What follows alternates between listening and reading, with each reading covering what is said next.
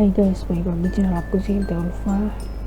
Hari ini aku bakal kasih kalian tutorial gimana cara buat filter Mcdonald'S color loot. Jadi filternya itu warnanya kekuningan, dan banyak orang yang udah nge-request di aku lewat DM dan lewat YouTube. Jadi hari ini aku bakal kasih kalian tutorialnya. Pertama-tama aku bakal objek, pilih canvas, lalu rectangle, fill white, fill height, pinning tengah, materials, pilih materialsnya 0, shader type standard, advanced version di unchecklist, lalu klik view, tambahkan library, cari fresh color look. Mohon maaf suaraku beda dari biasanya, soalnya aku lagi gak enak badan, jadi ya itulah.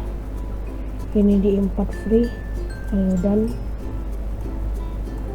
kita drag ke sini, material nolnya kita aktifkan teksturnya, lalu klik kamera, tambahkan texture extraction, tinggal di link aja dia seperti ini.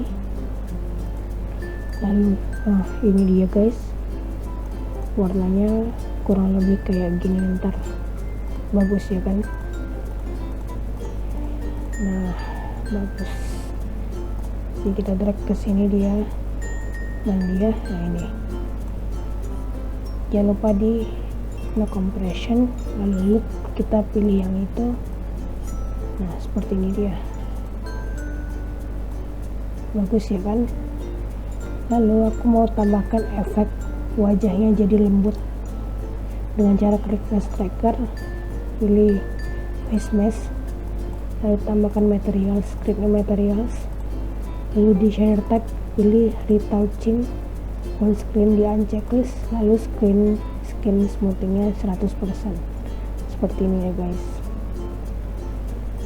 Oke, ini kita no compression kan. Aku bakal coba di HP ku dulu, tunggu sebentar ya. Oke guys, jadi aku udah coba di HP aku dan hasilnya itu bagus. Lihat ini, nggak ada yang kayak apa namanya, red noise atau anti minyakan ya. Nah bagus, wah lihat nih, lihat, bagus ya kan. Oke, kalau kalian suka jangan lupa di download langsung di description box di bawah, aku udah taruh linknya. Dan ya, sekian tutorial dari aku, semoga kalian suka. Kalau kalian suka jangan lupa di like, comment, dan subscribe serta share ke teman-teman kalian, dan see you next time, bye.